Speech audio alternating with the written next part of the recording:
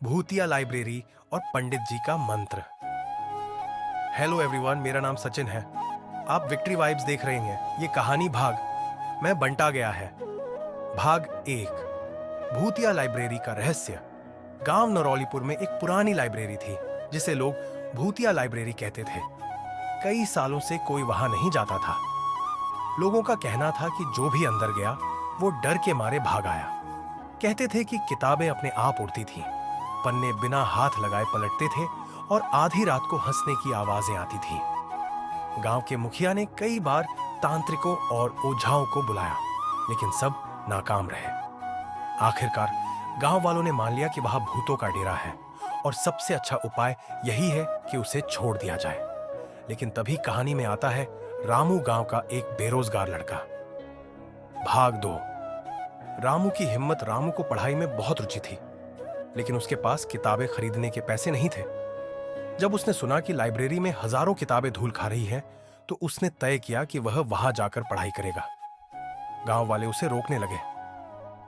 बुद्धू काका, अरे बेटा, वहां मत जा, भूत किताबें उठाकर मारते हैं। रामू हंसते हुए, काका, भूत अगर किताबें मारते हैं तो ये अच्छी बात है, इससे तो मेरे पढ़ने की स्पीड और तेज हो जाएगी। रामू ने अपना एक बैग लिया, एक टॉर्च उठाई और रात में लाइब्रेरी की ओर चल पड़ा। भाग 3। पहली रात का सामना। रामू ने जैसे ही लाइब्रेरी का दरवाजा खोला, एक तेज हवा का झोंका आया। अंदर अंधेरा था, चारों तरफ जाले लगे थे और हवा में अजीब सी फुसफुसाहट थी। अचानक एक मोटी किताब हवा में उठी और जोर से जमीन पर गिर गई। फिर एक डरावनी आवाज आई, भाग जा, वरना तुझे भी पढ़ाई करनी पड़ेगी। रामू डरने के बजाय हंस पड़ा।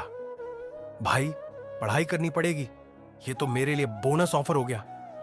अब तक भूतों ने जितने भी लोगों को डराया था, वे सब डर कर भाग गए थे, लेकिन यह रामू बिल्कुल अजीब निकला। भाग 4।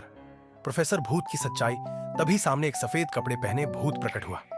वह हवा में तैर रहा था और उसके लंबे सफेद बाल इधर उधर उड़ रहे थे।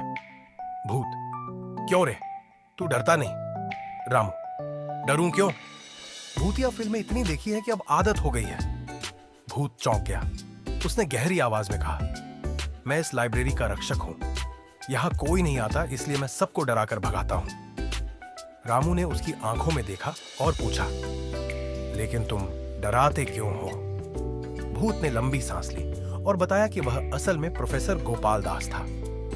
जब वह जीवित था तो यह लाइब्रेरी उसका सपना थी। वह चाहता था कि बच्चे यहां आकर पढ़ें, लेकिन जब उसकी मृत्यु हुई तो लोगों ने लाइब्रेरी में आना छोड़ दिया। धीरे धीरे यह जगह वीरान हो गई। उसने सोचा कि अगर लोग इसे भूल रहे हैं तो कम से कम वह इसे भूतिया बनाकर मशहूर कर देगा। रामू बोला, तो आप डराने की बजाय पढ़ाई को बढ़ावा क्यों नहीं देते? प्रोफेसर भूत सोच में पड़ गया। भाग 5।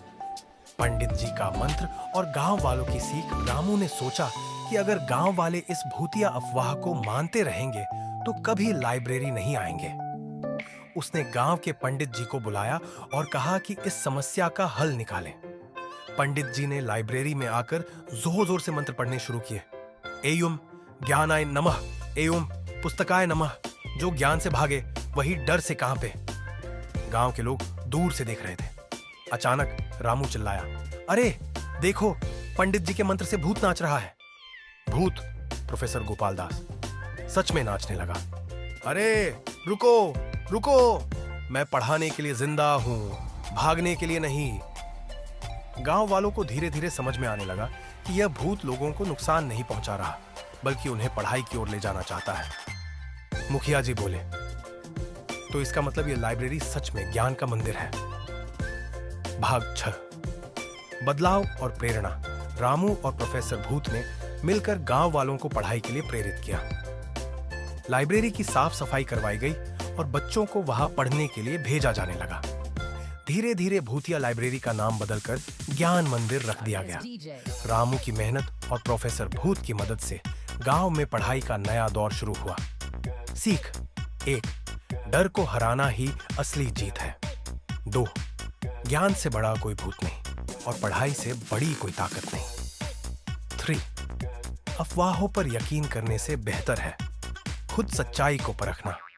इस तरह रामू ने एक डरावनी लाइब्रेरी को गांव की सबसे बड़ी प्रेरणादायक जगह बना दिया। अंत भला